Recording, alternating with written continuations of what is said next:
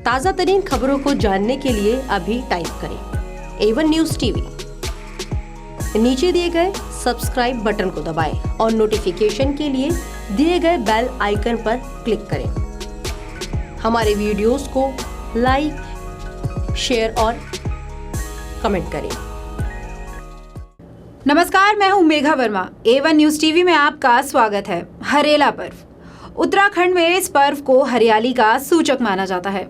वातावरण को शुद्ध करने और नई फसल के आगमन पर इस पर्व को उत्तराखंड में बहुत ही बड़े पैमाने पर मनाया जाता है। उत्तराखंड की तर्ज पर ही दिल्ली में भी इस कार्यक्रम का श्री गणेश किया गया, जिसका उद्देश्य था प्रदेश में हरियाली और साफ वातावरण के प्रति जनता को जागरूक करना। हाल ही में दिल्ली में मनाया गया हरेला पर्व, जिसका आयोजन भारतीय जनता पार्टी ने बड़े स्तर पर किया। इस आयोजन में मुख्य अतिथि रहे पर्वतीय प्रकोष्ठ भाजपा के अध्यक्ष अर्जुन सिंह राणा, उत्तराखंड के पूर्व शिक्षा मंत्री तीरथ सिंह रावत, पर्वतीय प्रकोष्ठ के उपाध्यक्ष संजय राणा, जिला अध्यक्ष संजीव राणा, उपाध्यक्ष उषा किरण, नीला वोहरा, मंडल की पर्वतीय अध्यक्ष यशोदा, निगम पार्षद वीना चोपड़ा, मंडल अध्यक्ष नवीन मल्होत्रा, साथ ही कई गणमान्य व्यक्तियों ने पहुंचकर इस कार्यक्रम की शोभा बढ़ाई। इस दौरान साप्ताहिक हरियाली वीक भी मनाया गया। इस दौरान जगह जगह पर बड़े पैमाने पर हजारों की तादाद में पौधे भी लगाए गए। हरेला पर्व के बारे में यहाँ मौजूद लोगों ने बताया। ये प्रोग्राम एक हरेला पर्व होता है उत्तराखंड में, जो उत्तराखंड में बड़े धूमधाम से मनाया जाता है। ये पर्व का महत्व ये होता है कि हमारी खेती बढ़िया हो, हरा भरा हो, हम संस्कारित हों, हमारा एक अच्छा वातावरण हो। ये उत्तराखंड में बड़े पैमाने पे मनाया जाता है।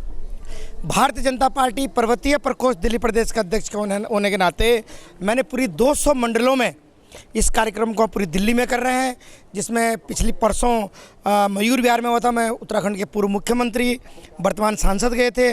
आज इस कार्यक्रम के मुख्य अतिथि माननीय तीरथ सिंह रावत, जो उत्तराखंड के पूर्व प्रदेश अध्यक्ष हैं, राष्ट्रीय मंत्री हैं, वो आज इस कार्यक्रम के मुख्य अतिथि। और कार्यक्रम का महत्व कुल मिला के ये कि वृक्षारोपण के रूप में, ताकि उत्तराखंड जैसा माहौल पर्यावरण की दृष्टि से दिल्ली में भी इस तरह से पेड़ लगाना चाहते हैं और दिल्ली की हवा भी एकदम उत्तराखंड जैसे पहाड़ों जैसे शुद्ध हो। तो अभी तक कितना ये आपका जो कार्यक्रम है ये सफल हो गया है? ये कार्यक्रम हमारा लगभग 80 जगहों पे दिल्ली में हो चुका है और लगभग 120 या 130 के लगभग और होना है। ये 22 तारीख तक है। ये हमारा जो है ये हरेला सप्ताह मना रहे हैं हम लोग 7 दिन का, और ये 21 तारीख रात को समाप्त हो जाएगा।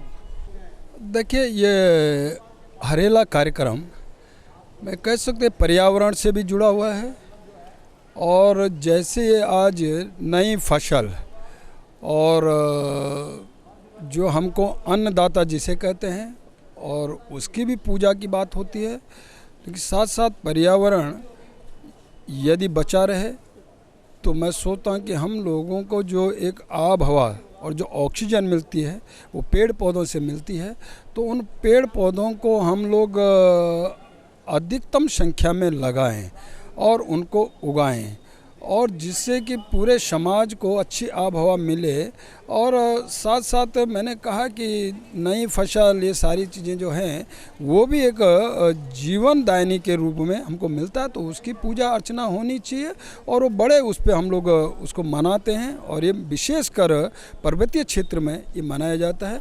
तो यहाँ भी लेकिन बहुत बड़ा पर्वतीय समाज रहता है, तो वो उस रूप में उस कार्यक्रम को मना रहा है।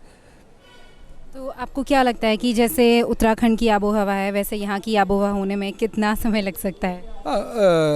निश्चित है, मुझे लगता है कि हम लोग जिस तरह का आज वातावरण है और भौतिकतावाद की चकाचौंध में हम लोग दौड़ रहे हैं, और वो ये तो बम्बई का है या अन्य जो पश्चिमी सभ्यता है उस ओर जो भाग रहे हैं, ये तो ठीक है कि कपड़ा भी मिल जाएगा, जूता भी मिल जाएगा, सब कुछ मिल जाएगा, लेकिन जिस जीवन के लिए, जिस शरीर को हम पूरी तरह अपने को संरक्षण देने के लिए बात यदि करते हैं तो वो आब हवा यदि नहीं रही और वो पानी नहीं रहा तो फिर तो लंबा जी नहीं सकते, क्या करेंगे और चीज़ों से।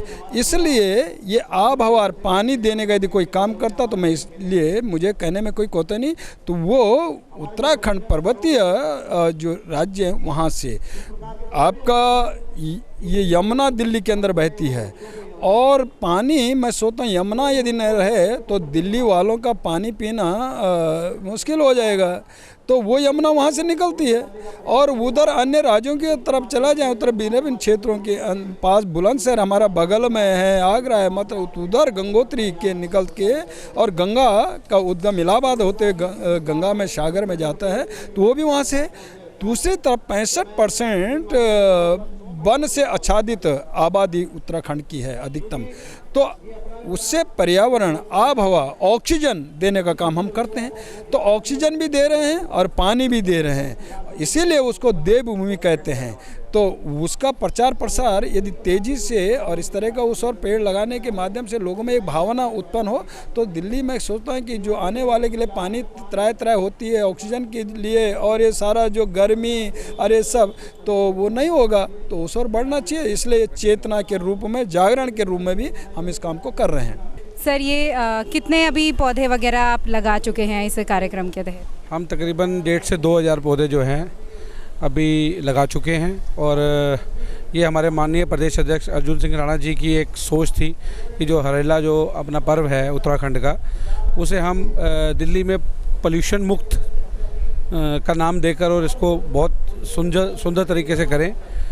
अभी हम तकरीबन 80 से 85 जगहों पे ये कर चुके हैं और अध्यक्ष जी का कहना है उन्होंने 200 से ज़्यादा जगहों पर इसी का करने का इरादा